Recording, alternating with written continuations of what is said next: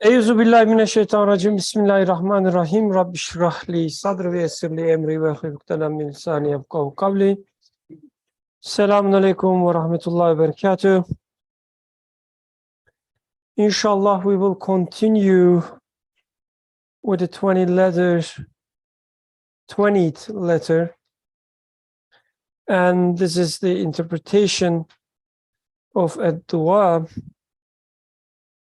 By the way, today I learned about a hadith in which Prophet ﷺ says, when you enter a marketplace, that's interesting.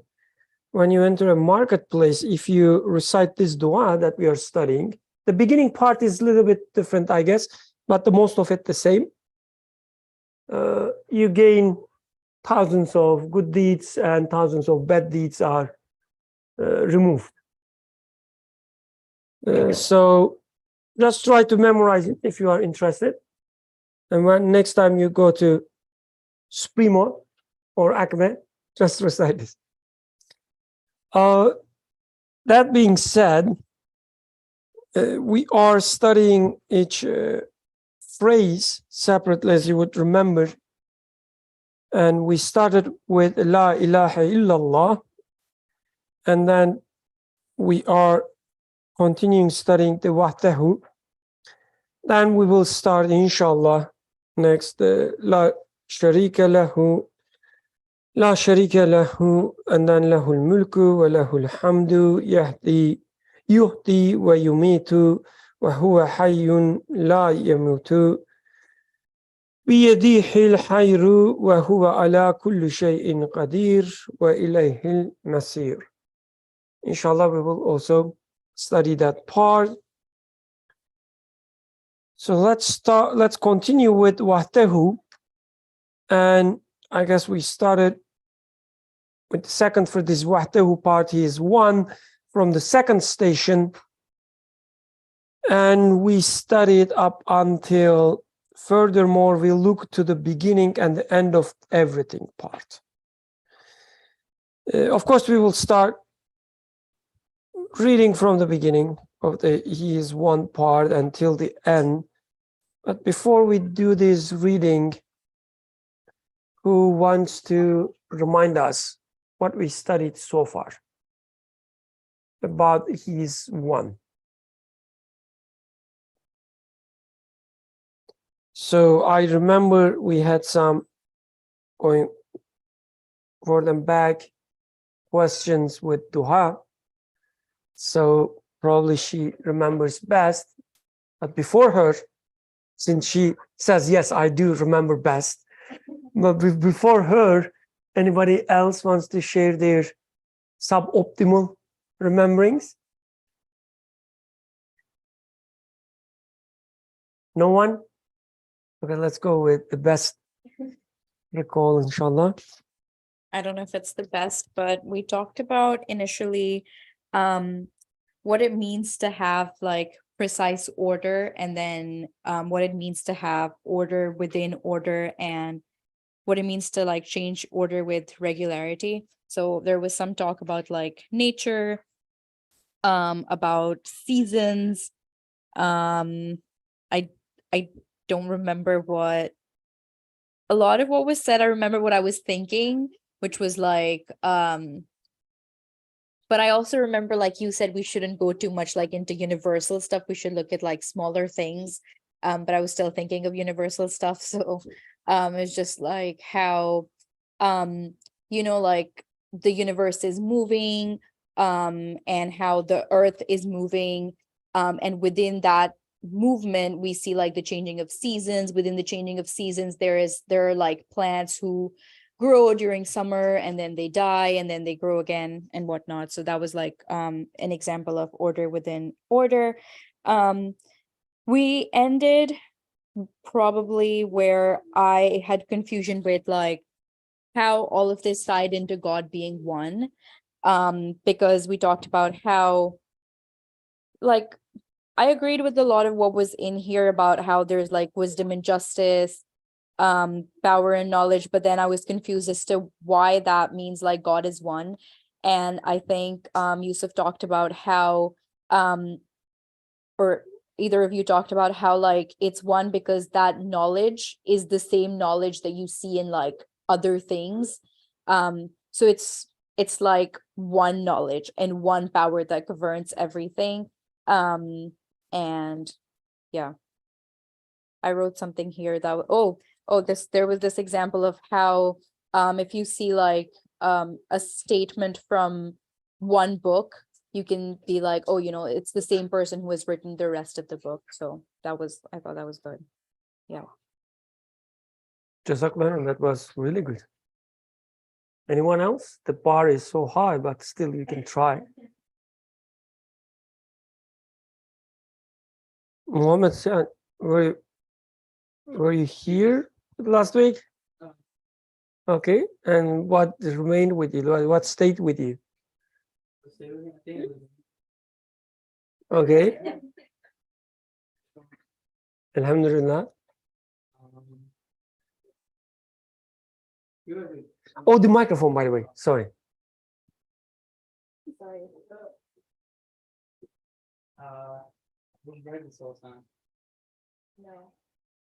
Just what? Yeah. Honestly, I don't remember that well, but I think we went back into the conversation about starting with the la ilaha before you were able to get to the last part of the kalima in the law. I don't recall exactly what led to us going back to that thread, but we also spoke about that a few times. And It's getting, the lower and lower the sound. it's It's like being indication of- tortured. Birkan, please let me go. it's an indication of the level of confidence I Okay. have in my memory. So as I continue talking, you'll see that I have less confidence. Okay, in okay. whatever I'm Maybe you sharing. can ask help from Sultan. He was here as well. Yeah, you was not there? Okay, I don't even remember if I was there. That's how Okay. bad it is. okay, yeah. How about you? Okay, there must be some people.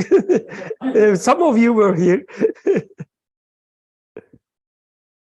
You were here? Okay. Just press the power button once, please. I think, could you? Yeah. What I remember, like we were talking about orders and how can we find order in everything around it, even in what we think is chaos, but A little bit higher, maybe. Probably they cannot but hear you. Yeah. even if we think it's chaos, but I think we can find God, like he made order in everything. Yeah, that's what I remember. Alhamdulillah. Alhamdulillah. I think can help you with some I don't know if parts I that can you help. missed. I think I was here physically, but Okay. not really mentally. I was Okay, I was a little alhamdulillah. tired last week. I see. But Did it happen right after the like a food or? it was probably unrelated, Okay. just not getting enough sleep. But I'm here today Okay, in alhamdulillah. both ways. Yeah. Help us, Yusuf, please. I remember that we mentioned we made a comparison between how we tend to look at things, look at the universe with our familiar scientific perspective, where if you are going to, let's say, investigate a cell, we isolate it from everything else and then observe it. Or if we are going to look for a certain trait in human or something, we isolate all the rest of the DNA and focus on a single gene. So in a sense, we are removing the surrounding, freezing the time, freezing the space, isolating everything and observing some causes. But author in here was mentioning something exactly the opposite. It was saying that just look at the universe, see the order. In order to see the order is defined relative to other stuff around a certain thing. So there's this, like if you are talking about an apple, for an apple, you talk about the order by mentioning the spring, by mentioning the climate, by mentioning the rain and everything within the order, then you talk about a apple. So, and then in order for the apple to come, you do see you observe change of order for, like, winter is an orderly creation, but then the order of winter changes into spring with an order. So even the order is not constant, like the order is constant, but order is changing within an order as well. And for that, we were giving the example of it, Ali. So he receives an update and he starts pointing to things. Like, it's not like he is dysfunctional for a certain time and then the update comes. No, he is functional as he is, but next day you see that he starts becoming a different type of a child over time. And the order is changing within an order. So the author was attracting our attention to this complex interconnectedness of the creation. So it's not in isolation, you cannot really explain anything. The whole creation is so much interconnected. This is why whomever is ruling one must be the one who rules everything else. This is how we arrive to oneness, actually. Everything is so much interconnected. If I'm going to attribute one thing to someone, I have to attribute everything else to the same one. But as we do in our scientific approach, if I try to isolate everything and then just say, oh, this tiny thing over here, this sequence, this part of the gene is enough to produce that protein. So this way of thinking is making us not see the order and orderer. So this was a big contrast between what the author is suggesting in here and what we get used to.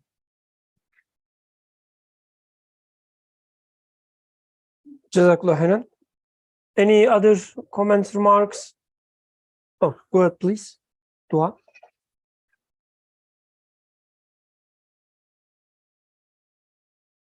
There was also this discussion of like a disabled person and how they're not really following like the rules of mechanics, so they're not following order. And we talked about how order means that you follow like you follow rules that are set for you specifically, and order doesn't could mean different things for different people. So a disabled person, for example, who doesn't have legs will not walk ever, and that is them following the order. So yeah. Okay, please. So I know this is not related to last week's, but I remember that we were having this discussion, I guess, last year about Last year? about Mashallah. So we were discussing this Bring it. in the nursery book, The Words. And in that session, we discussed about there was this, I think, the third story or something. And then we were discussing that everything, if people believe that there is no order, then it's randomness. And then randomness would mean that there is no order in the world. Anything can happen at any time. Like a person, I remember Zareen gave this example that a person can even, if everything is random, we can basically fall into the earth like there is nothing. You wouldn't know what would happen next time. So there is an order in this world. And it's like, if you don't attribute something to, if you don't say that there is one God, then there are infinite gods, because everything is being managed by a singularity. So infinite gods basically means absolution. So he is one. I would refer this to as absolution then. That this is, there is one entity, and that's an absolute power. And that is the one who's controlling everything. That is the one who's maintaining everything. That has an order. Even that gene example, I remember we had that discussion at that time too. And that's actually also an order. That everything, every aspect of it is being controlled by someone. And we would actually either say that that thing is being controlled by another god, but everything, if you say that a flower is being maintained by another god, a gene is being maintained by another god, that order, you can't really comprehend that. So it's all being linked to an absolute power. Alhamdulillah, okay. I From 2 years ago? Yeah, No, from like 2 weeks ago. Okay. No, it was, is that, the evidence of the commonality of creation, right? The interconnectedness for me is that all of life requires water, right? There's no life that exists without water. And then that it's, it's just a singular thing, that this one thing is divided and given to every other thing. And then those things grow into their own unique thing that shows, the common source. And I guess it's also interesting that the water or the rain, it comes from the sky, I think, in evidence, that the source of the water is otherworldly. That's Interesting my point of view. Okay. interpretation. Little poetic. Yeah, yeah. Okay, who wants to read? Who wants to leave forever? Sorry? Can I read? So please, if you insist. Let's read from the beginning to the end. Okay. And then we can continue from where we left. From the second phrase? Second phrase, yes. The second phrase, he is one. This phrase demonstrates an explicit degree of the affirmation of divine unity, a convincing and comprehensive argument proving it as follows. When we open our eyes, when the universe fastens our gaze on its face, the first thing to attract our attention is a universal and perfect order. We see that there is a comprehensive sensitive equilibrium. Everything exists within a precise order and delicate balance and measure. When we look a little more carefully, a continual ordering and balancing strike our eye. That is to say, someone is changing the order with regularity and renewing the balance with measuredness. Everything is a model and is clothed in a great many orderly, balanced forms. When we study it even more closely, a wisdom and justice appear behind the ordering and balancing. A purpose and benefit are considered. A truth, a usefulness are followed in the motion of everything, even the minutest particles. When we study it with even greater attention, what strikes the gaze of our consciousness is the demonstration of a power within an extremely wise activity, and the manifestation of a comprehensive knowledge that encompasses all things together with all their attributes.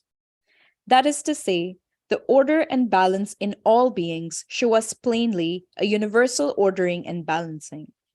And the ordering and balancing show us a universal wisdom and justice. And the wisdom and justice in turn show us a power and knowledge. That is, it is apparent that behind these veils is one powerful over all things who has knowledge of all things. Furthermore, we look to the beginning and end of everything, and we see, particularly in animate creatures, that their beginnings, origins, and roots are such that it is as if their seeds contain all the systems and members of those creatures, each in the form of an instruction sheet and timetable. Then their fruits and results are such that the meanings of those animate creatures are filtered and concentrated in them. They bequeath their life histories to them. It is as if their seeds are collections of the principles according to which they were given existence, and their fruits and results a sort of index of the commands that brought them into existence. Then we look to the outer and inner faces of those animate creatures. The free disposal of an utterly wise power and the fashioning and ordering of an utterly effective will are apparent. That is, a strength and power create, a command and will clothed with form. Thus, when we study beings attentively, we observe that their beginnings are instruction sheets prepared by one possessing knowledge, and that their ends are plans and manifestos of a maker, that their outer faces are beautifully proportioned dresses of artistry devised by one who chooses and wills, and their inner faces, well-designed machines of an all-powerful one. This situation, therefore, necessarily and self-evidently proclaims that no time and no place, absolutely nothing, can be outside the grip of power of one single glorious maker. Each thing and all things together with all of their attributes are planned and directed within the grip of power of an all-powerful possessor of will. They are made beautiful through the ordering and graciousness of a merciful and compassionate one, and they are embellished with the adorning of a loving benefactor. Indeed, for anyone who is intelligent and has eyes in his head, the order and equilibrium and ordering and adorning in the universe and in the beings within it demonstrate at the degree of unity one who is single, sole, solitary, unique, all-powerful, possessing of will, all-knowing, and all-wise. Assuredly, there is a unity in everything, and as for unity, it points to one. For example, the whole world is illuminated by one lamp, the sun, in which case the world's owner is one and the same. And for example, all the animate creatures on the earth are served by air, fire, and water, which are the same. Since this is so, the one who employs them and subjugates them to us is also one. Jazakallah. So if you like to share your initial impressions, you have the priority over everyone else. If you don't want, you can assign someone to share their wisdom, because you have the right now. You read it.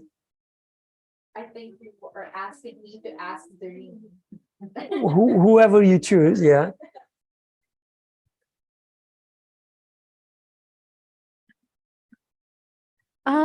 I guess I was mostly confused by two things, I guess. So in the paragraph where it mentions the fact that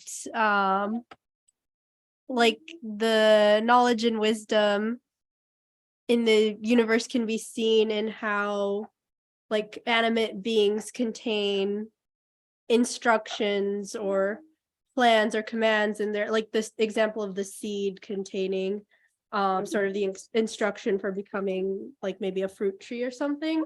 I just thought the language there was interesting because it, I guess initially upon like listening to it and reading it, it seemed like you could take it as like the creator put the instructions there and then it happened unfolded according to the creator, which is what an argument that I've like heard is like, how do you know that like, yes, maybe there is like one like God and creator, but then that creator just creates everything in one shoot and then just lets it go and isn't like, I know we talk a lot about like everything being like like every moment being created instead of like not seeing things as just this initial point was created and then everything unfolded after that.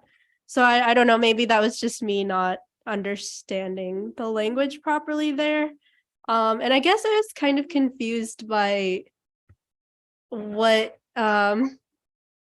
Nursi meant by like air, water, fire, earth being the same as like the one like sun that's a lamp that illuminates everything. I guess is it like, because therefore in my mind they're four different elements, so is it like each one is a single element like on its own, but they have like the same quality as like being like some type of element? I was just confused by that, but so mostly confusion on from my part, but Well, alhamdulillah. I don't think it's about you not understanding. I think the language that it can be read this way if you are not careful. right. But so the short answer would be here we are only looking at like a single aspect, which is unity. How these things, you know, they points to the unity.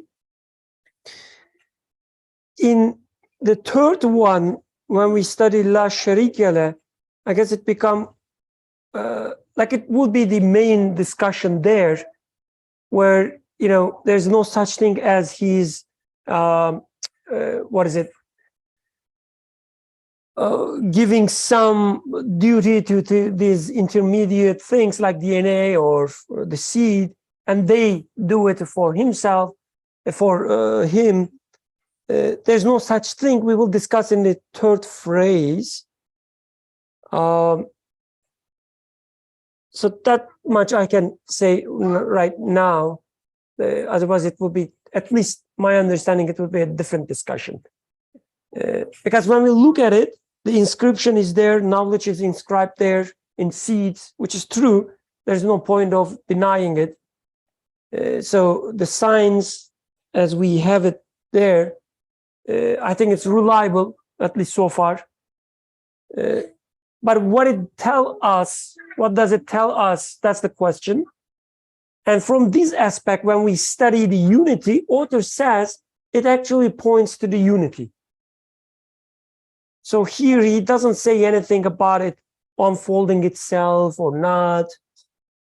I mean, it does actually, because everything is so interrelated to each other. So you would assume a absolute power within the seed, if you like to assume that. But again, we will specifically study this, inshallah, when we study La Sharika La. Oh, so I was just getting ahead of myself. Oh, no, you are right asking this question. But if anybody else wants to, discuss this, we can shift the gears a little bit, although I don't suggest we do that. In the second part, we can discuss it today for sure. And if you want to give a quick, maybe share your quick thoughts about Zarin's second question, please feel free to speak now. Otherwise, we can study it when we come to this part of the text. Assalamu alaikum, Any brother Tyra here. I just joined in. comments, I questions? apologize. I'm sorry I've been missing some of the Any other first impressions? I think What we read today? yeah. So if you could please repeat the Oh, question. microphone, Sure. please. Yeah. Oh, turn on the microphone. Power button Alright. just once. I know you've said it a number of times that the discussion we have here is basically for us as a Muslims, and also to keep reminding ourselves, about the oneness of Allah.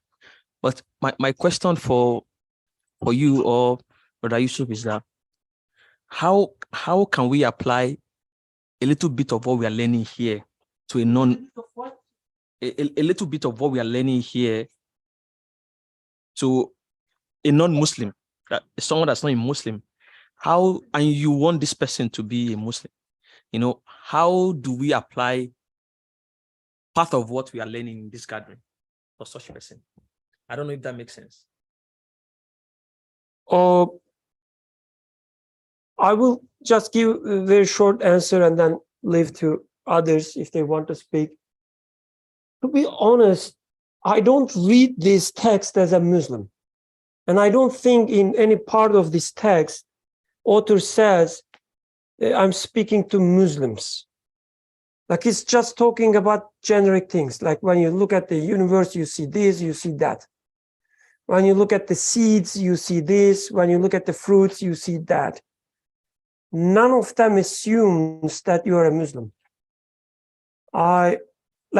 To me, when I read this text, I try to read it as it's talking to a human being, no matter what is the background. And I would speak to, and I do speak to, let's say, non-Muslims using this language exactly. And they usually understand me. But this is my very short personal answer. I don't know what else, anybody else want to share?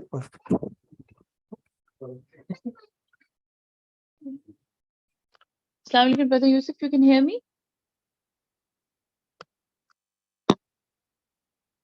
I guess I Okay. can try re-signing it then. This was off the record. Okay. So Yes, I mean, in general, when we are having this sort of a conversation, what happens is, well, if an atheist says, the sentence starts like this, and the way we correct this is, no, don't talk about the atheist. Bring your own questions. Okay, so like, for example, we read some paragraph over here, and generally, like over the years, people are attending the discussion, right? Then there would generally be a comment like, well, but an atheist would say, we'll say, stop there. What would you say? Like, if you agree with what that atheist would say, just say it. How about this? Like, it's your question. It's not the atheist's question, right? We need to convince ourselves. So whatever is being said in here, if it's not convincing a part of you, let's discuss it.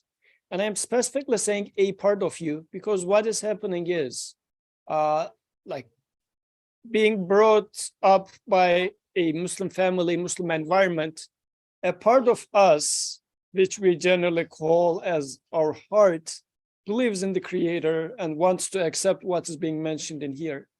But another part of us, which we generally say as our intellect, is trained by the sciences and whatnot. It says, well, it doesn't make sense. There's no order in the universe or something like this. A claim, a counter argument comes again from us. It's not coming from some atheist out there, right? Because we went through the same education as the atheist guy as well.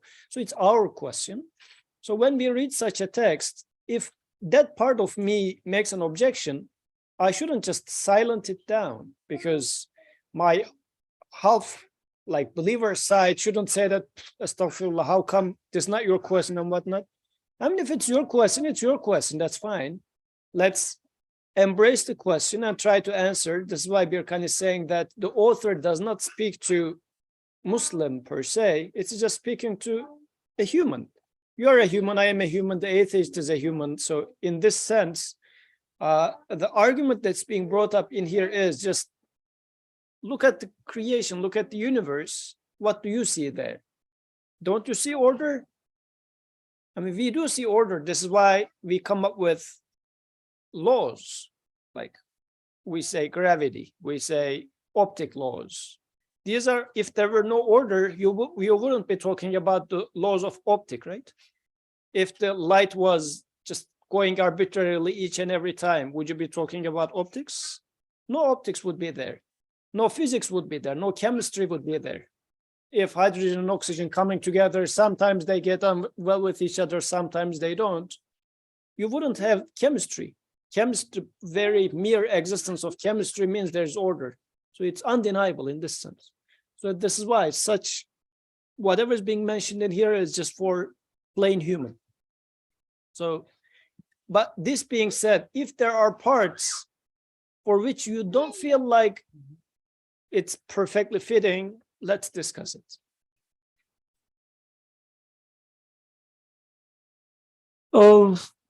People asking, can you share the second question of Zerin? Okay, Zerin was asking about the very last paragraph where it says it's just single sun. So it's an indication that there's only one creator, or it goes like there's the same water, air for everybody. So it's an indication of a single creator. How should we understand this? She was asking. And we said we will come to that once we are studying that part of the text, inshallah. Okay.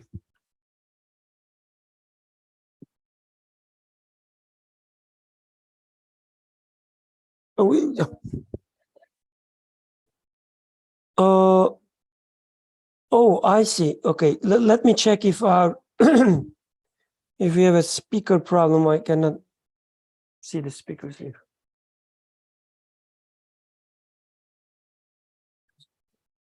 No, this is your system speaker. Oh, this, yeah, okay. And how we change the volume? Okay. So if somebody tried to speak, I apologize, we didn't hear. Inshallah, next time we will hear. I apologize for that. Okay. So that's a great point, actually. Thank you for bringing this up, because like when we read this text, and the text says, look at the beginning and the end of everything, and we see particularly in animate creatures that their beginnings, origins, and roots are such that it is as if their seeds contain all the systems and members of those creatures, each in the form of an instruction sheet and timetable. When I read this sentence, if you say that, oh yes, this is true, we believe this because we are Muslim, I have to be frank, but it means we don't understand anything here. So this is something about the seeds, whether you see it that way or you don't see it that way. Like your culture or your background cannot force you see a seed containing some systems, members, and so on. If you don't see it that way, you have to bring this up and open up the discussion. Maybe author is not right. He's a human being, after all. Or it is as if their seeds are collections of the principles according to which they are given existence, and their fruits and results a sort of index of comments, whatever brought them into existence. You either agree with this or don't agree, or you don't understand.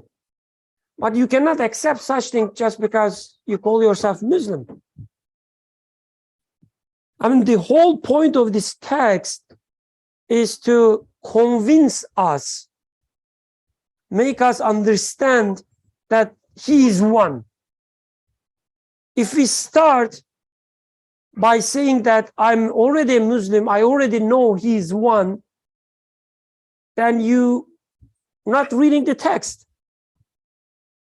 So we have to be clear with this. Like when we read this text, when we discuss this text, we cannot assume that I already know he is one, and I'm just repeating it here and participating in religious, let's say, remembrance. That being said, what do we understand from this, the first paragraph? Let me read one part, and then we can discuss.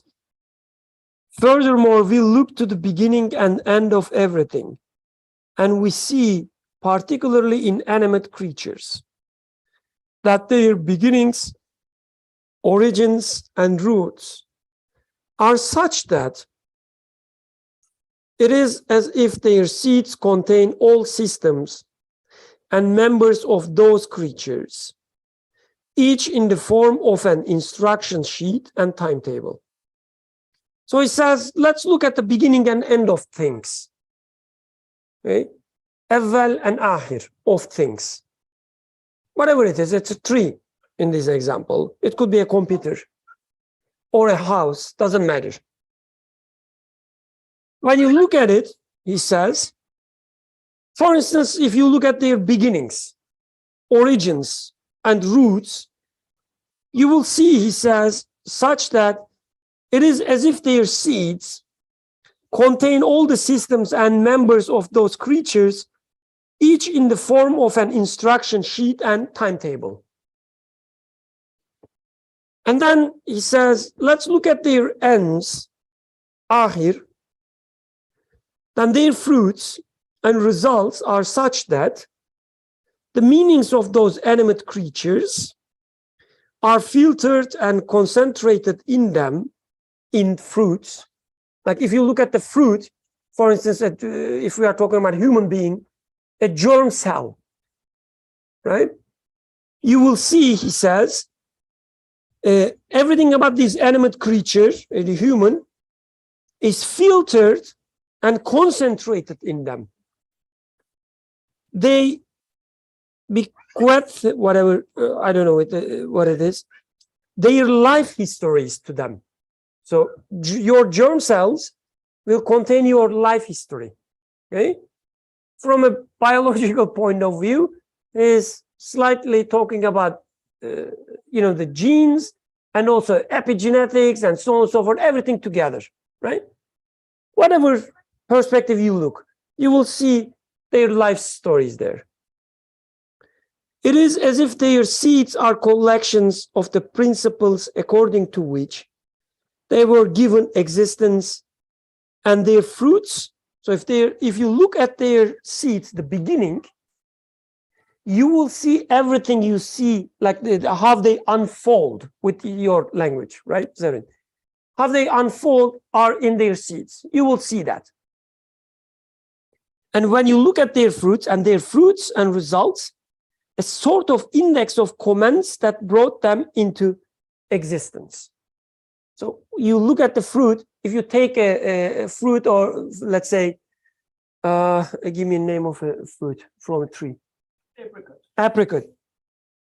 You take an apricot, you eat it, and you say that this is coming from apricot tree. This is apricot. Like you know it's from apricot tree, right? Okay, up until this part.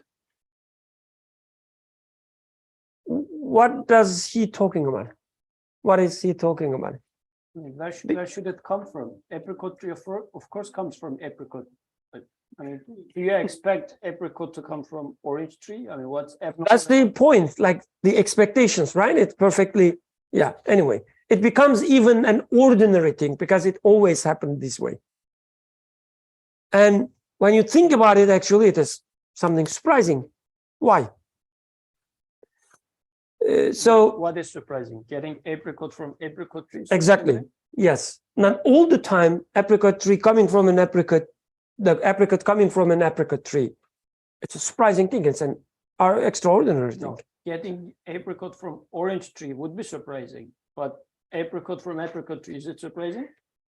Getting apricot all the time from the apricot tree is a surprising thing. Yes. Interesting. So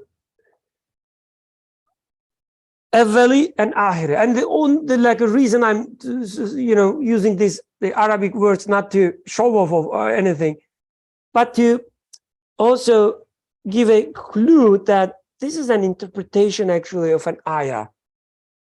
It is from Surah Hadid, I guess.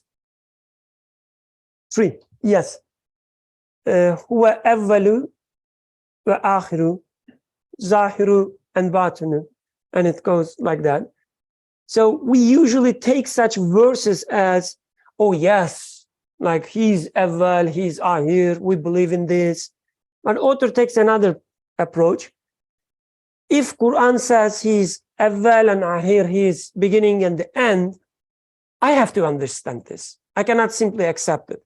And he says, I cannot talk about the beginning or end as it looks to the creator, but I can look at the beginning and the end of the things around me.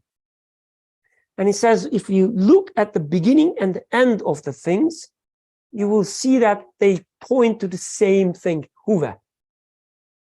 Now the ayah is understood. The ayah says, if you look at the awwal or akhir, you will find no one but huwa. This is what ayah says. This is like how author at least understands the ayah. And let's try to do this now ourselves. When we look at the beginning and the end of the things, what we see. So since this is sounds a little bit complicated, I can start sharing my understanding, and it could be partial. And It is I guess definitely. This will tie back to oneness, right? Yes. So my understanding is that if you look at the beginning and the end, he says, you will see that the same thing in action, like in charge, not action, but same thing in charge. Like you have a blueprint of something, And then you see every stage of this thing, a tree, for instance, right? If you look at the seed, like you take the seed, put in the ground, and then you watch every stage that it goes through. Okay? And he says this, every stage that it goes through would perfectly fit to what you read in the seed. So he says there's no way whoever making this every stage come to existence unaware of this seed. So there is no way every stage of a tree is coming from another source than the source of the seed. Because there's a perfect, let's say, a fit match between what you see at every stage and what is written there. Again, we are just looking from one perspective, which is, how they point to the same thing. We are not studying whether this instruction itself can give rise to every stage or not. We already studied this in La ilaha illallah partially. And we said that it's just an instruction, it cannot give rise to anything. So there's no shortcut of, as we do all the time, saying that, of course, it's like inscribed in the DNA. So why it is surprising that every stage is following the instructions? Because just because there's an instruction, it doesn't mean that the action or the creation will follow this instruction. There's no such, let's say, logical rule that enforces this. But we see this happening. So it's not like, once upon a time, let's say, Yusuf took his pen and wrote some instructions and put it there. And I took these instructions as much as I can understand, let's say, I create the thing according to this instruction. If that was the case, you would see some mismatch, right? But author says you won't. Their entire life history, you will see in these instructions. So whatever created the beginning also creates every stage. When you look from the other direction, when you look at the end, when you look at the fruit, you will see that the fruit perfectly summarizes what happened to this tree. So, for instance, with our apricot tree, if it received too much rain, you will see it in the apricot. Is it true? You know about the apricot trees. If, for instance, there was a drought, you would see it in the apricot fruit. You would say when you taste it, if you are an, let's say, expert, you would say, that tree been through a drought at least 2 years, whatever, right? So whoever created this fruit, who has control, access to everything happened to this tree. So beginning and the end is perfectly tied. So it's almost saying that you cannot distribute it to other, like multiple things. It's coming from the same hand.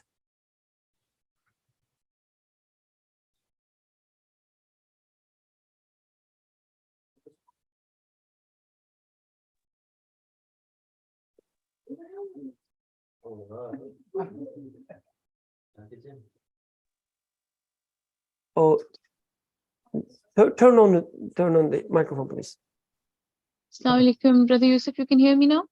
Oh, yes, we can hear you. Okay, Let's I'll wait for you to finish and then Sarah maybe I first, can... and then, yeah. Please go ahead, Sister Sarah. Oh, thank you. Jazakallah khair. Assalamu alaikum so much. I apologize. I haven't been able to attend, but in any event, I'm back here now. Three things came to my mind as you were explaining, and a sister earlier was giving her thought process, and a brother asked a question or two regarding, believing or non-believing. How would they react or respond to this kind of text? I think what I see here is a genetic code from beginning to an end, from strictly scientific understanding of the processes of growth and development. So Allah subhanahu wa ta'ala is obviously the controller of everything omnipotently. And we realize that whether things are evolving or devolving in his qadr, in his qudra, things, all living things, have their purpose. And there are multiple ayats in Quran where we also see a confirmation of what Sayyid Nursi Rahmatullahi here is saying, that by will of Allah subhanahu wa ta'ala, it's on an auto processing. So we often hear that and see that a lot of the brain imaging looks like some form of other living species of either plants or fruits or nuts or branches of the trees look like neurons and dendrites and branching off to shoots and roots and all. Then I was thinking of, subhanallah, how birds are great architects because they can build their nests. Where does that knowledge come from? Even though it is not listed here as an example, but when you're talking about the blueprint and the instructional code and command divinely given to a given species, how intricate it is. Somewhere I read that if Allah subhanahu wa ta'ala can put so much detail in a snowflake, if you look at its crystal and its formation of the webbing of the design that is so intricate, what makes us think that he is not paying attention to us when we are in despair or injured or hurt or in anguish? So I think this instructional code that we are wondering about, that it is there, it's not being borrowed from something. It cannot just go haywire, free billing.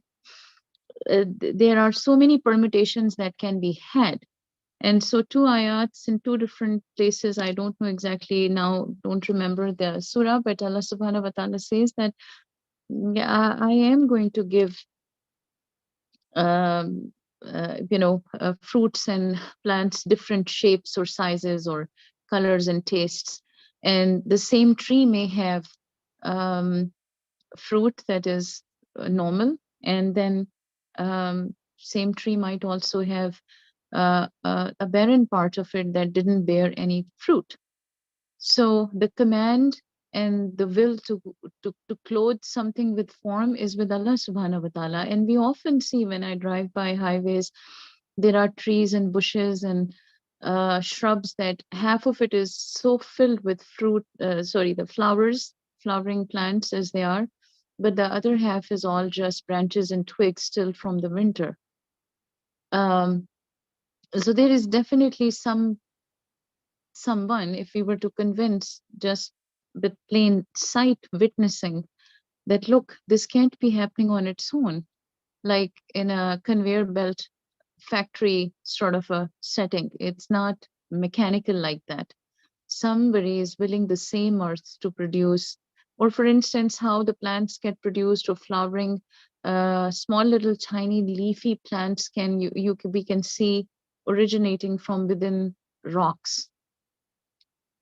It totally defies all science of biology, and hence there it is still, So when we approach it from the perspective of Tawheed, then there is only one way to look at it, which is Allah subhanahu wa ta'ala is Qadir, and the creator is only him.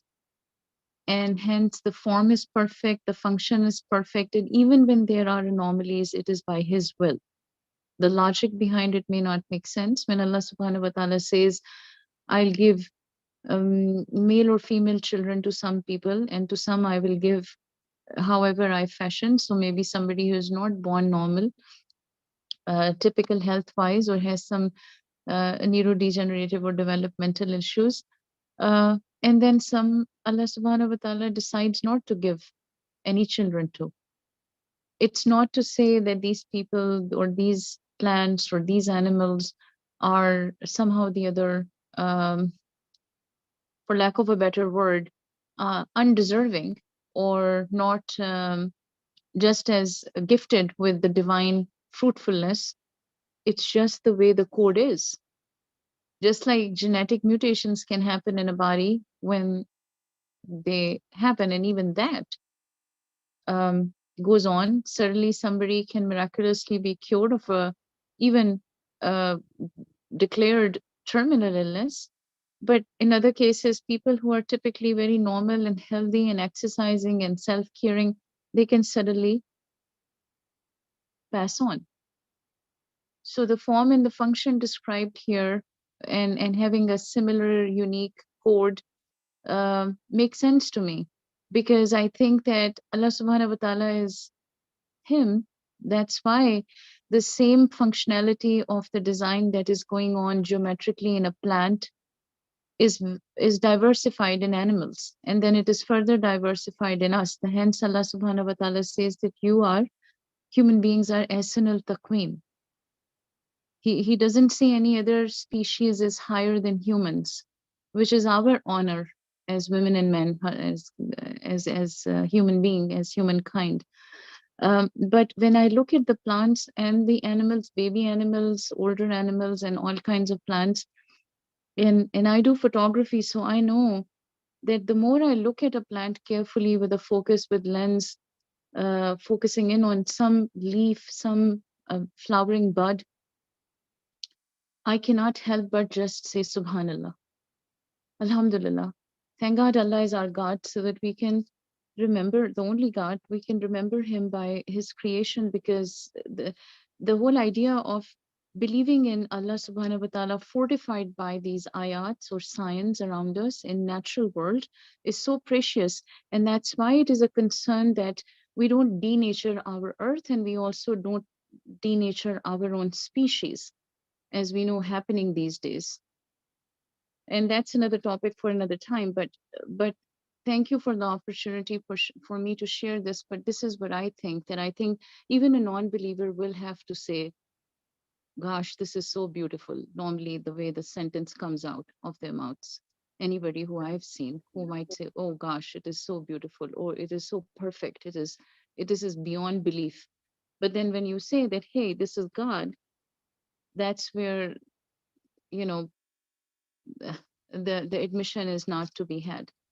However, we do see it because we do understand from a religious, spiritual perspective.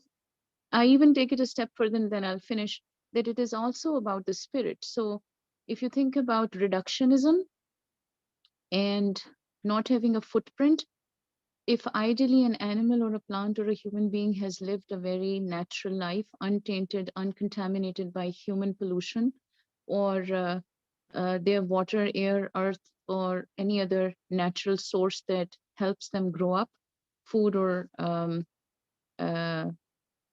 just, you know, for us as stress, we see that the spirit shines through more. The health of a plant, the health of an animal, the health of a baby or a human being adult is when we are natural to, and to the core of these principles. And the moment there is an interruption and disruption, that's when it is created as a disturbance in that command. And that's why, to me, I believe that Allah subhanahu wa ta'ala has constantly told us, be grateful for the provisions that I've given you, eat tayyib food, don't destroy the earth. Why? Because this is the ecosystem in which he has designed everything to be interconnected. I'll leave it at that. Jazakallah khair. Jazakallah khairan. Jazakallah khairan. Oh, there's okay. Yeah, another comment here, please. Let's go. I can't. I think it is. Oh, can you hear me? I can hear you though. Okay. Jazakallah khairan. Okay, that was another comment here. So let's go with the inshallah. So I have a comment, like when you are speaking to non-Muslims, I think like the fact that we are all human should be always there in your mind. And you should talk to people about what could be interesting to any like human being. Like Like for example, when Ja'far, there is a famous story when Ja'far went to king of Al-Habasha, Najashi, and he told him, like, we were living in ignorance, we were eating the flesh of animals, and the strong of us beat the weak of us, or exfoliated the weak of us. And we were like that until Prophet Muhammad sallallahu alaihi wasallam, Allah sent him to us. So he didn't say, like, he sent him to us so that we pray 5 times a day or we fast, or because these things wouldn't be interesting to the non-Muslim. Instead, he told him, like, he taught us how to be kind. He taught us how to be more giving to each other. And he taught us all that any human being would agree with these things to be good things, you know. And I used to have like non-Muslim friends at many stages of my life. We have Christians in Egypt. This is one thing. One of them is a close friend for me.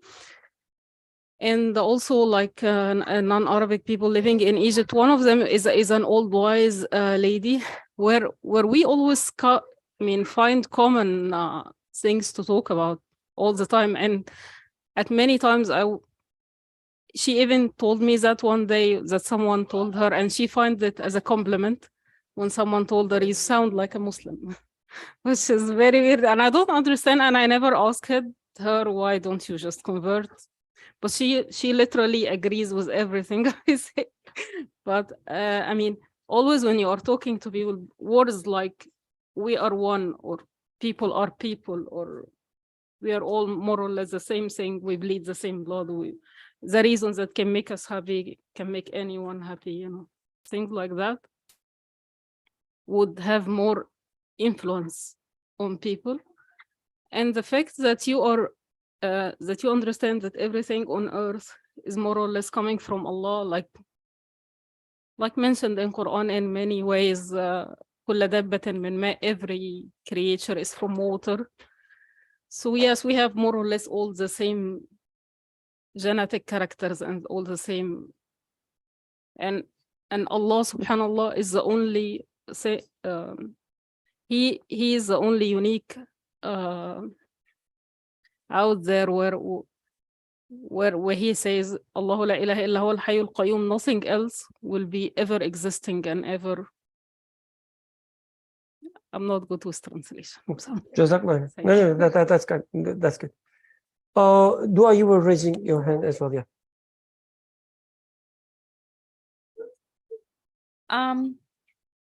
So some of the things that I understand from this is that in order to truly like understand creation, or like holistically understand creation, we need to consider both the beginnings and ends. So this idea of how so I see beginnings as like collections of the principles according to which things were given existence. So if I think of like a horse and a horse being born, it knows automatically how it is supposed to walk. So that is the principle according to which it was given existence. Like when you're born, that's the instruction sheet. You're going to know how to walk. It's different for human babies. It's different for other creations. So plants, the collection of principles according to which they're supposed to exist is you're going to stay in one place your entire life. You're not going to move. So you do see a will there, because different creation is born with different principles. And then it is like during their life, there are like software updates that go on. And this idea, this line really intrigued me. Their fruits and results are such that the meanings of those animate creatures are filtered and concentrated in them. So a lot of times, like, people question, like, what is the meaning of my life? What is the meaning of me being a human? And this sentence is sort of telling us that following the command of Allah, because the fruits and results are what happens when seeds follow the command of Allah.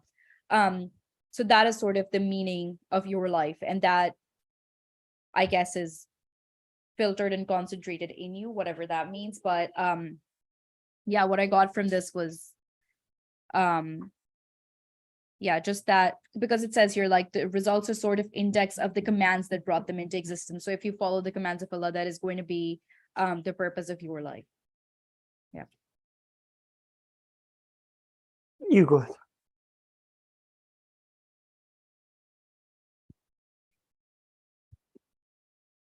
So as Brother Bikan was mentioning, this is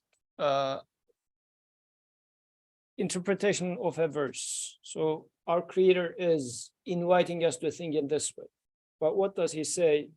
Says Allah is the first, Allah is the last, Allah is the one who makes the inner working of things. Allah is the one who makes the outer appearance of things. وَالْأَوَّلُ وَالْآخِرُ وَالظَّاهِرُ وَالْبَاطِنُ وَهُوَ بِكُلِّ شَيْءٍ عَلِيمٌ. But what does that mean? And this is going to take us to, as the author is now mentioning it in the context of wahdahu, he is one. So when you look at a thing, and the author says, let's look at animate creatures, just by observing them, if before that, I'm going to give a separate example, then I'll take it back to here. So a few weeks ago, I was reviewing a paper, an academic paper. The beginning part of the paper up to the middle went very smooth. Then come to the experiment section.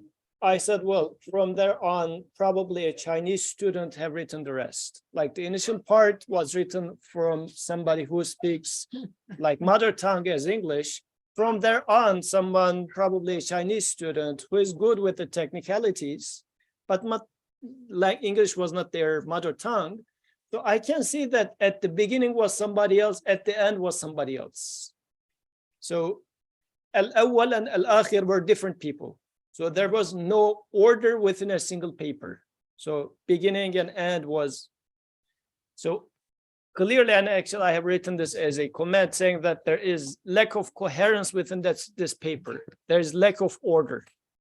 So when you look at the creation, so lack of order in this case means there are multiple hands in this paper. It's not one overseeing what's happening. No, there are multiple hands in that paper. So when you look at this existence, author says, let's take a living being. When you look at it, you see that for the current, let's say, apple or child, being as it is, whomever was, so the one who creates Ali as Ali right now must have been there, figuratively speaking, when Ali was simply a single cell. So because the planning and stage by stage, the building of Ali is being done for over now 16 months, gradually he has been made, and the one who is still building him up must be the one who first designed him 15, 16 months ago. And at the end, Ali's whole life is being summarized in his memory, let's say. The one who keeps his memories must have been the one who has been there throughout the journey. So huwa al-awwal wal-akhir means just look at something, the one who does it in terms of time, as you do observe that things are changing and getting updated moment by moment, he is the same one who first started it, who ended it. Because at the end, you do observe the summary of the entire life. At the beginning, you see the plan of what's going to come. So the one who plans, the one who summarizes is the same one. So this is why it boils down to wahdahu.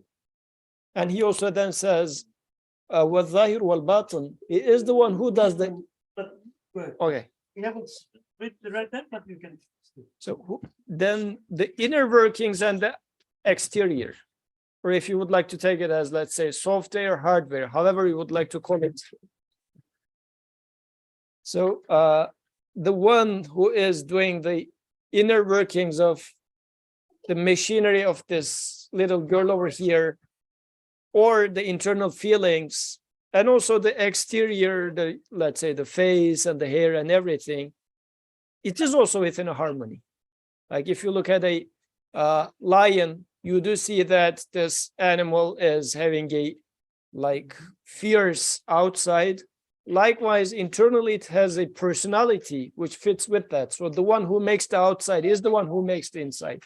So everywhere within the creation of everything, at the beginning, at the end, from inside, from outside, it is the same one. You do see the signature of the same one before, after, inside, outside, everywhere. And in the language of Quran, and it's also teaching us very well how to read Quran. So Al-Awwal is name of the creator. But what does that mean? How can you confirm that he is Al-Awwal? He is Al-Akhir. So you do see that there must be someone, the one who is doing all these, and the one at the beginning, at the end, inside, outside, is the same. I do see his signature everywhere.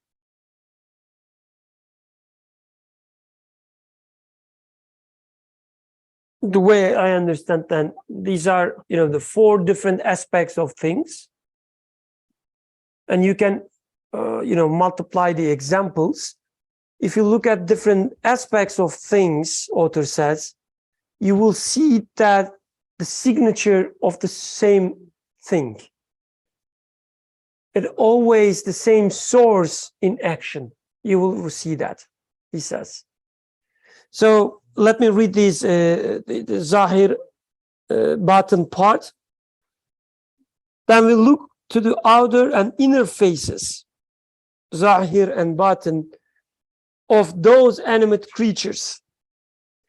The free disposal of an utterly wise power and the fashioning and ordering of an utterly effective will are apparent.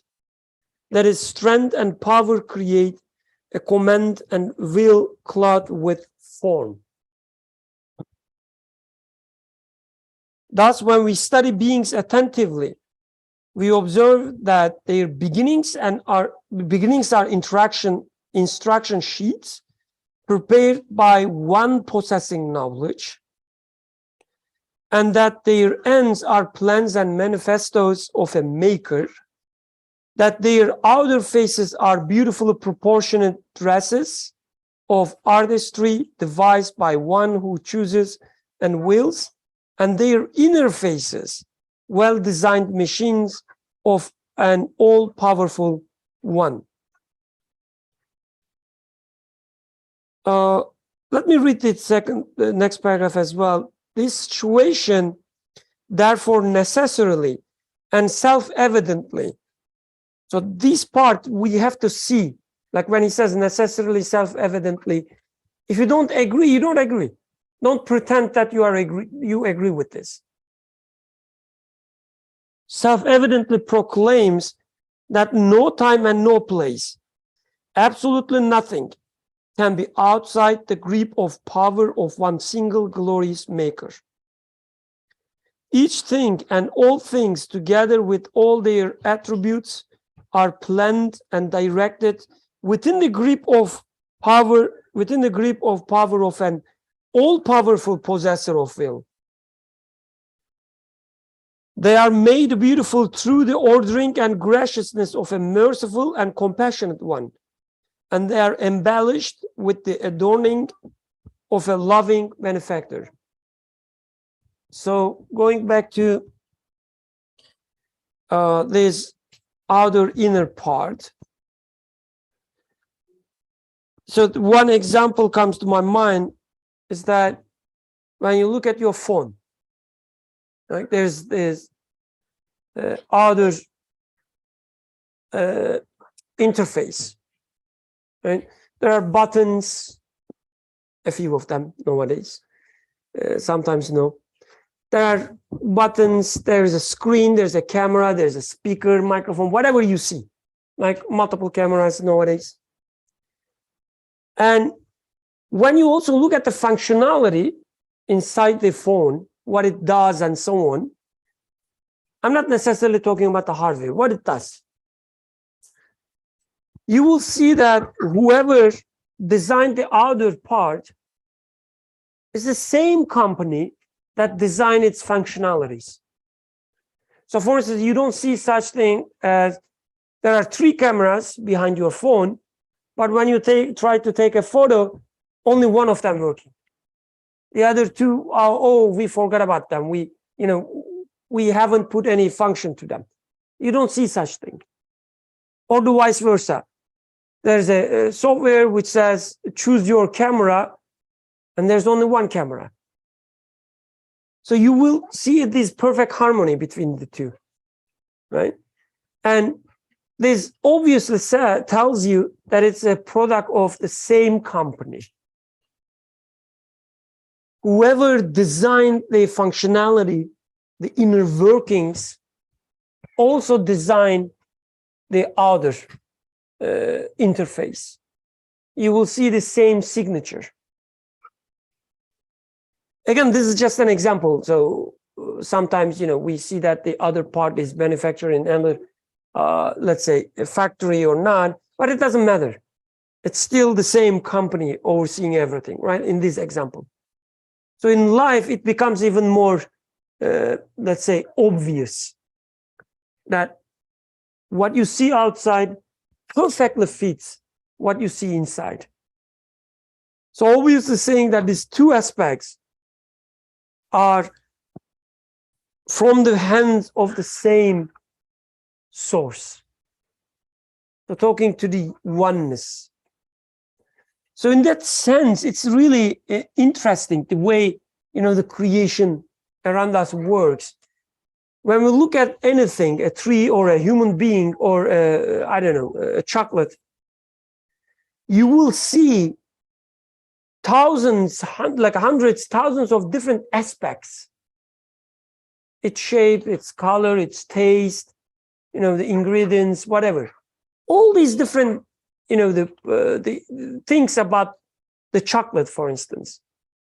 So there is a plurality. But the way this plurality, like multiple things put together in such a perfect harmony, points to unity. So, and as the plurality multiplies, increases, the strength that they point to unity increases.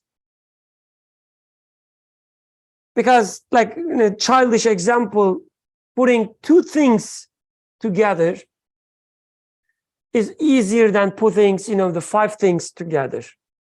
And in life, we see that the hundreds of different aspects are put together in a perfect harmony. Whoever gives rise to inner works, giving rise to outer works. Whoever is giving rise to beginning is giving rise to the end. Whether you call it Allah or not, doesn't matter. But this fact is there in the universe. You cannot deny it.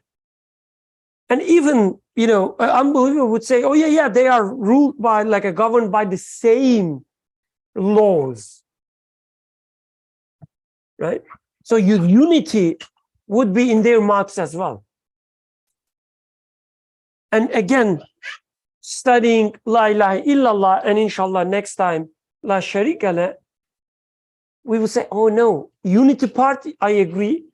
It's coming from the same source, but you cannot say that it's coming from the same laws. It won't work. You can say this with certainty if you understand La ilaha illallah discussions or La sharika la discussions. But the unity part, I guess, just looking at the unity now in this within this scope, everyone would agree that the beginning and the end is coming from the same source. It's so perfect, actually. When you look at the fruit, for instance, you will see the seed within the fruit. So the end contains the beginning as well in the creation. So whatever gave rise to you, like the instructions of yours will be within your germ cells.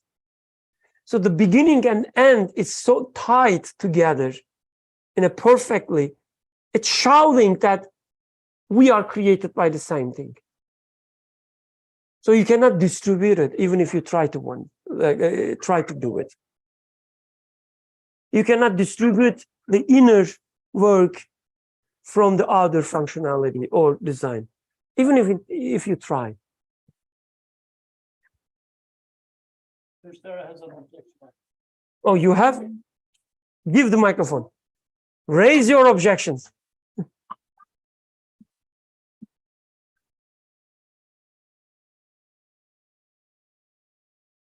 I don't have an objection. I just I don't know. I haven't articulated my thoughts yet, but I mean there are fruits who don't have seeds anyways. But yeah, that's something else. Sure. What is it, Alexa? Yeah, I just like saying that I don't know if why is it why is the end the same as the beginning? I don't see that when I look even if but you were talking before about okay, you plant the seed, it grows, and then it feels like there's a continuation, every part knows the other part of it, different segments at different developmental stages. It means it's like someone knows it at every stage. Why isn't it that maybe because we said la ilaha, that these different segments do communicate, with each other. That's why they so it's not they're all continuation. That doesn't have to mean that they are from the same source, at least for someone would say.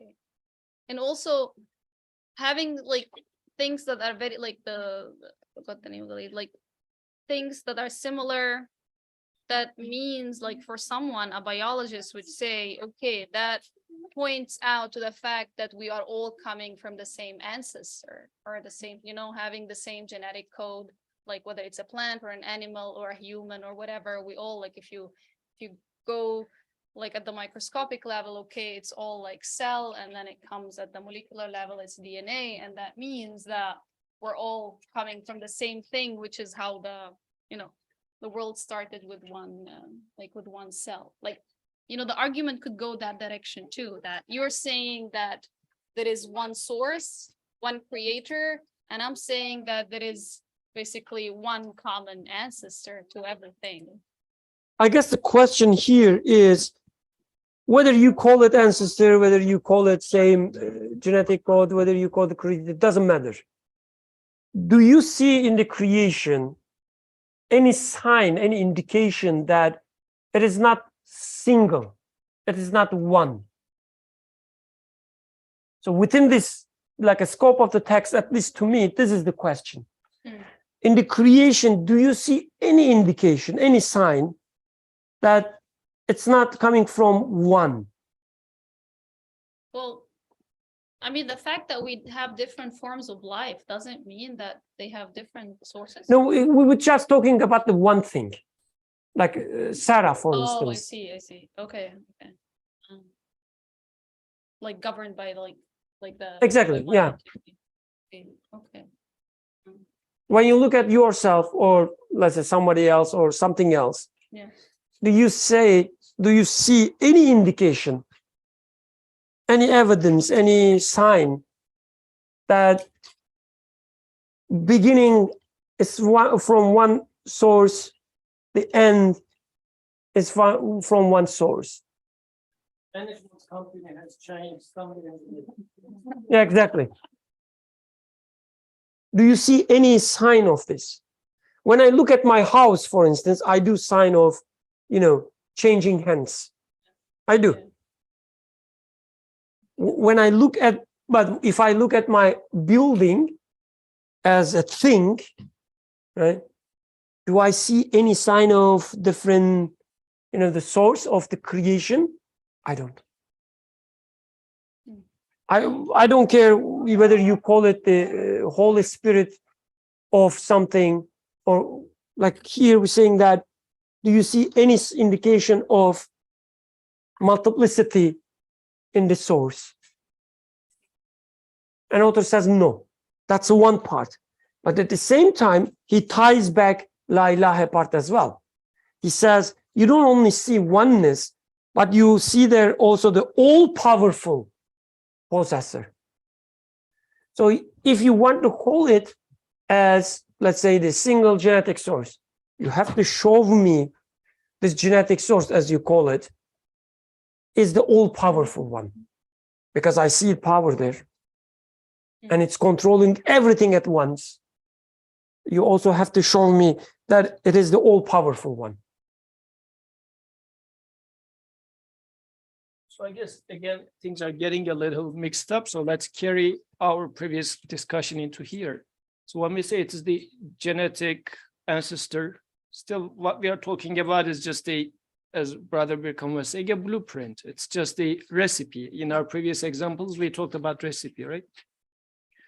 All pies are coming from the same recipe, let's say. But we do know that recipe do not do anything. Right. So the question is, whomever has written that recipe over there, was he or she the same person who had been overseeing the cooking of the pie to the very end? Because seamlessly do I see that it's in perfect harmony with the initial plan. And in every stage of making, perfectly abide by the initial recipe. And at the end, there was a summary of how everything went through. And there is a seamless, perfect harmony from beginning to the end and all the stage. Then I say, yeah, the single management company, if you would like to call it as such, I do observe that it's all one, like the same signature all over the place, at the beginning, at the end.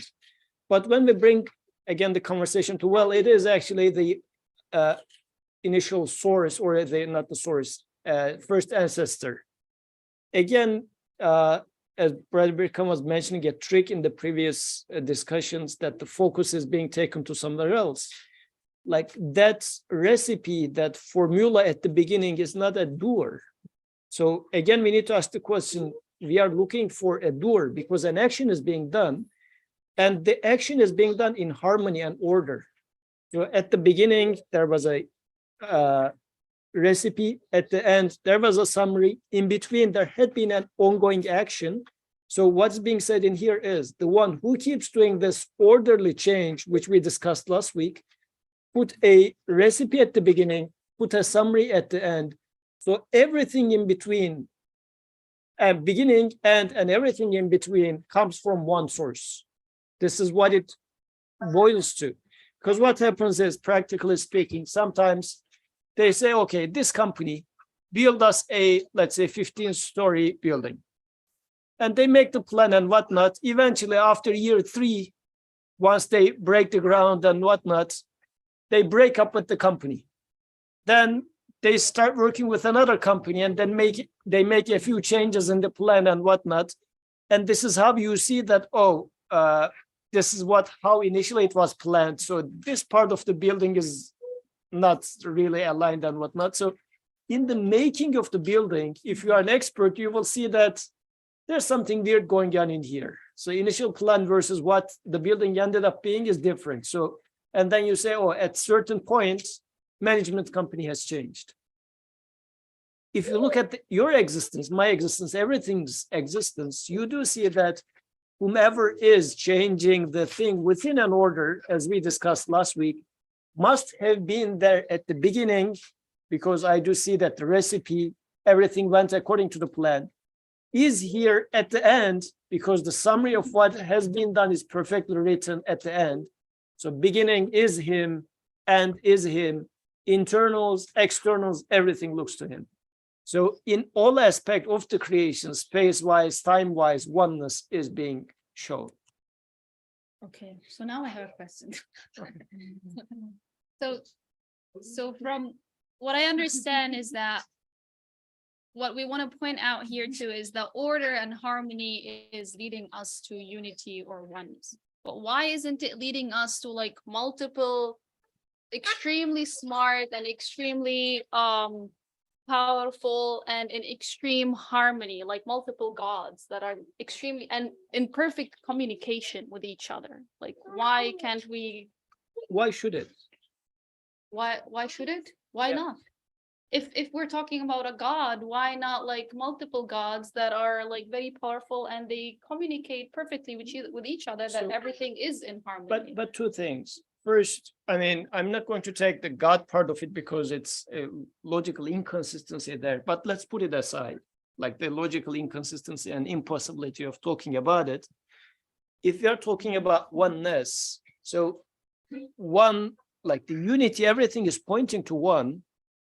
And then we are trying to add artificially, saying that, well, maybe mentally, opinion-wise, they are united, yet they are separate personalities, sort of a thing. We are enforcing such a thing which doesn't have any necessity to come up with. Like what you are saying is, yes, they are perfectly smart, perfectly united. So in a sense, you are saying that they're united in each aspect, but I would like to imagine separate personalities. But other than that, everything is united in one. So this is an baseless, I mean, there's no reason to say that, but you just want to do it without any basis for it. This is why the question is, why should it be? I mean, why should it not be? There's no reason that compels you to do so. What would be your basis to claim such a thing? While everything else is pointing to unity, and you come to the unity, and then you say that, well, what if they are actually multiple things, but in practice, they work together in harmony? Why then would you like to separate the personality, sort of a thing?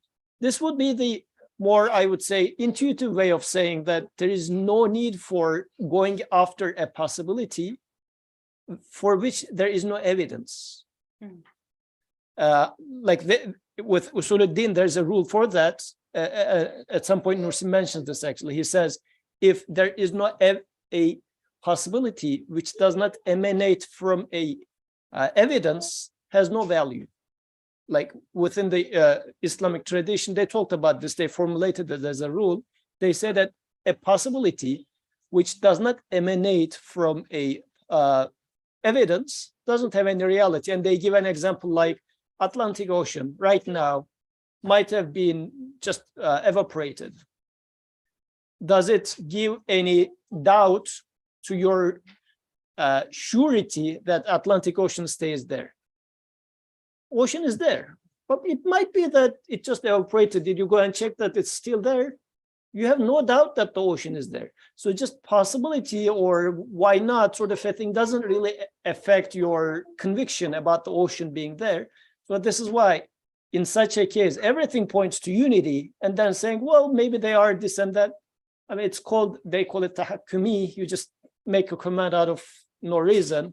So this way. But apart from that, multiple gods being it, I mean, there's this logical inconsistency part of it, but I guess it's a separate discussion. Just one thing. He said in the Islamic tradition and so on. In Islamic tradition, they used it, but it's a generic thing. It's not that, you know, the rule he mentioned.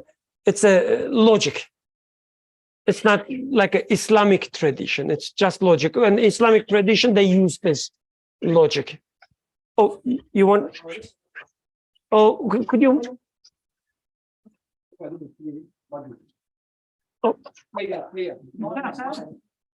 Oh, we will pray, inshallah, Maghrib. Yes. Okay. We are finishing now. So one example to your question and the explanation Yusuf gave would be like there's a sentence here. This situation therefore necessarily and self-evidently proclaims whatever. When I look at this sentence, I say that this is from the same alphabet. Every letter here are from the same alphabet. And then I look at the words, I say that they follow the same grammar. And this is obviously like a beginning of the sentence, end of the sentence, from beginning to end. This is a sentence of a single language. Right? I mean, it's obvious. If you know anything about the language, it is obvious from beginning to the end, even just one sentence or the one paragraph, doesn't matter. It is coming from the single language. Would you agree? Yeah. Can I say that? But Birkan, why you are saying that? How about the possibility that there's another language with the exact same words, another English, with the exact same words, using the same alphabet, using the same grammar? Can't you imagine this? Maybe yes, but do I have any reason, evidence in front of me in the existence that points to such a language? That's the intuitive part. The logical part, if you continue this argument, you will see that at the end, you have to make a one-to-one mapping between the two, meaning they actually the same language. Although you claim that there's another language, if you are constraining yourself within the existence of these sentences, whatever you point out, whatever you imagine would lead you to the same language, same English. Hence, he says, all-powerful possessor, for instance, right? Whatever aspect you start thinking about and looking at, even if you try to imagine multiplicity, you will realize all of them at the same time has to be all-powerful, has to be all-knowledgeable at the same time. So one of them wouldn't have anything other than the other one. Actually, you are just making them the same thing. So that's the reason we always say, and this is like a maybe number one rule of this order is, if you want to make an argument, you have to base it to existence. What exists in front of you, what it tells you. So we have to stop for the Maghrib. I apologize. Let's stop here, inshallah. سبحانك لا علم لنا إلا ما علمتنا إنك أنت العليم الحكيم وآخر دعوانا أن الحمد لله رب العالمين. الفاتحة.